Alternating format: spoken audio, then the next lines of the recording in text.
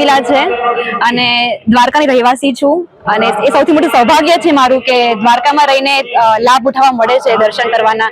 સવાર મંગળા આરતીના દર્શન કર્યા જેનાથી બહુ જ અનહદ સારી અનુભૂતિ થઈ અને પોલીસનો બંદોબસ્ત જોઈને શ્રદ્ધાળુના ભાવ જોઈને મતલબ જે મેનેજમેન્ટ એટલું સરસ થઈ રહ્યું છે, બધાને લાભ એટલો મળી રહ્યો છે બધા શ્રદ્ધાળુને, તે જોઈને ખૂબ આનંદ થયો. બસ આવી રીતે સરસ ઉત્સવ થતો રહે. હવે 12 વાગ્યાની અમે રાહ જોઈને બેઠા છીએ કે ક્યારે ઉત્સવની ઉજવણી થાય ને અમે એનો ભાગ બનીએ અને ઉજવીએ.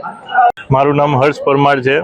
અમે મીઠાપુરથી અહીંયા દર્શન કરવા આવ્યા છીએ અને દર્શનનો લાભ અહીંયા બહુ સારી રીતે અમને આજે મળ્યો છે.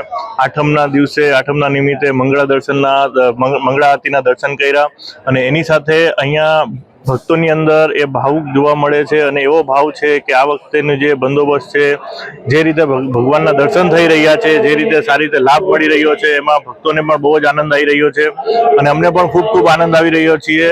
અહીંયા બહાર એવો બંદોબસ્ત પણ આ વખતે એવો સારો કર્યો છે કે જેનાથી ભક્તોને બહુ સારી રીતે અને સહેલાઈથી કોઈ પણ તકલીફ પડ્યા વગર એ લાભ ઉઠાવી રહ્યા છે.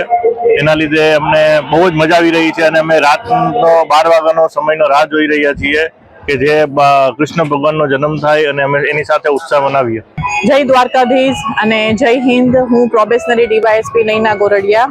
હાલ અહીંયા દેવભૂમિ દ્વારકા જિલ્લાના જન્માષ્ટમી 2024ના દ્વારકાધીશના જન્મોત્સવની ઉજવણી ખાતે અહીંયા બંદોબસ્તમાં મુકાયેલ છું.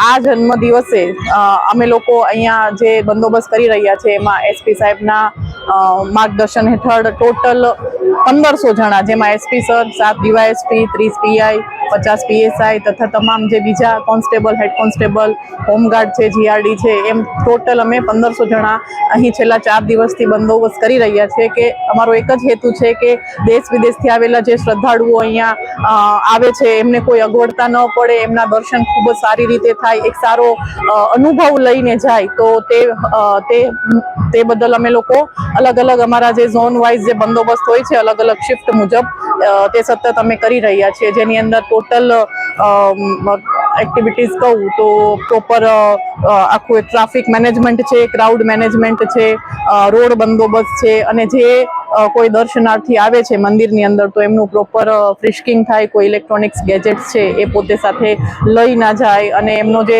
પોતાનો જે કોઈ સામાન છે, કીર્તિ સ્તંભે અમે લોકો એક સામાન ઘરની વ્યવસ્થા કરી છે, તે લોકો ત્યાં જમા કરાવે છે અને એક પ્રોપર યુનિફ્લો ડાયરેક્શનની અંદર દર્શન કરવા આવે છે.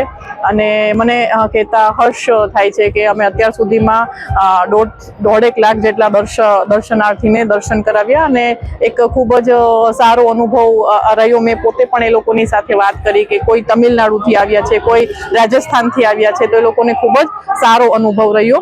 વિશેષમાં થોડી વાત કરું તો અમે એક સી ટીમ બનાવેલી છે કે જે કોઈ સિનિયર સિટીઝન છે કે કોઈ અશક્ત લોકો છે તો એમને સારી રીતે દર્શન થાય તો સતત એમની મદદમાં રહે છે.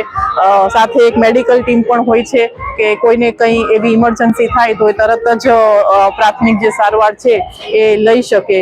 અને જે અહીંયાની બ્રાન્ચીસ છે એમના દ્વારા જે ટીમ બનાવેલ છે તો તે લોકો સતત અહીંયાના હોટેલ્સના માલિકો છે એમની સાથે કોન્ટેક્ટમાં છે. જે કોઈ એવા પીક પોકેટના બનાવ બને ભીડમાં તો ત્યાં આગળ પણ એમની ટીમ જે છે એ હોય છે અને એમની કામગીરી કરે છે. અને એક વાક્યમાં જ કહું તો એકદમ ઝડપી સલાહ બંદોબસ્ત ચાલી રહ્યો છે કે કોઈ જ અનિચ્છનીય બનાવ ન બને અહીંયા. Thank you.